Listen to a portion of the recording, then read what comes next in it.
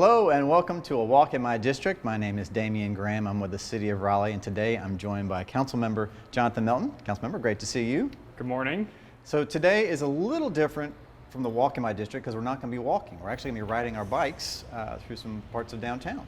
Yes. So part of this show is we like to ask our council members if they would like to pick a location of choice, and today you chose. We are at Raleigh Union Station. And why did you choose this location?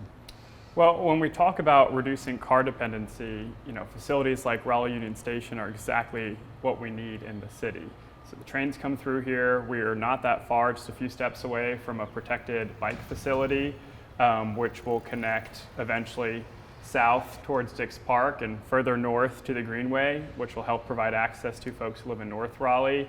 If you just walk right up here, there's a bike share, there's some scooters parked on the corner. So it's just a really good example of multimodal transportation and transit access. So to that point, you have always been, at least coming onto council, an advocate for transit, for bike and ped issues. So what's going on in that area? What are some things that folks should know about? Well, we're only a few feet away from what will be the new Raleigh Union Station bus terminal. True. Yeah. Bus station, so that will be right here. We've got Bus Rapid Transit is continuing through the planning and design with the New Bern Avenue corridor, hoping to break ground sometime this year. And with that's going to come a lot of other multimodal improvements because we're really focused on making it easy to get to and from the Bus Rapid Transit station. So you'll see more sidewalk investments, more bike lanes. And so it's just really exciting time in the city. I think these are improvements that probably should have been a priority and made decades ago. So we're playing catch up a little bit, but getting ahead of it now as we continue to grow is the right way to do it. So sort of similar to infrastructure investments, we're talking about potentially changing some of the infrastructure that we have. So you have brought up the idea of a social district. First, let me ask, what is that? What is a social district? Right, so a social district is something that the North Carolina legislature created, made a law last year that's allowing cities in certain areas to create social districts, really. There's no better way to explain it. An area where you can have a beverage, walk around, shop, interact outside. And the intent of the legislature was to provide this tool to cities for areas that are sort of lagging in COVID recovery, haven't really bounced back fully from the peak of the pandemic. So I know some of our peer cities in North Carolina, Greensboro already has theirs up and running. Charlotte's looking at it, Durham's looking at it. So it's an issue that was raised in part by the Downtown Raleigh Alliance. It's currently in the committee that I chair, Economic Development and Innovation. So we are working with stakeholders in the community to come up with what a social district may look like. The state law provides some guidance, talks about how we have to have boundaries and times of day and special cups and special signs for the establishments that want to participate. So we're working with staff on coming up with sort of our rules and then with the community on what it will look like too. And do we have certain areas of our city where we are targeting or thinking about where that might be a good overlay?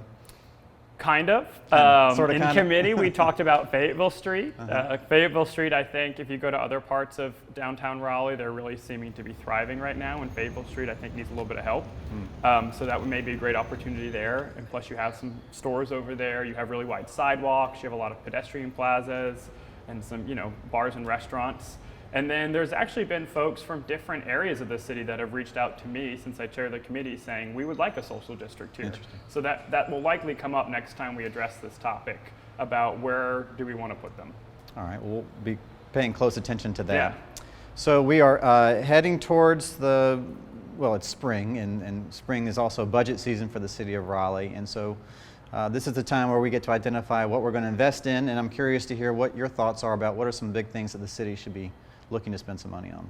Well, I have a lot of ideas. We don't have a lot of time, so I will tailor this response sort of to what we are talking about today. One thing that I've really pushed for and hope to continue to see is fare-free transit. Transit has been suspended fares since the onset of the pandemic. We kept it fare-free in our last fiscal year budget, and I have every hope and goal of keeping it fare-free in this upcoming fiscal year budget.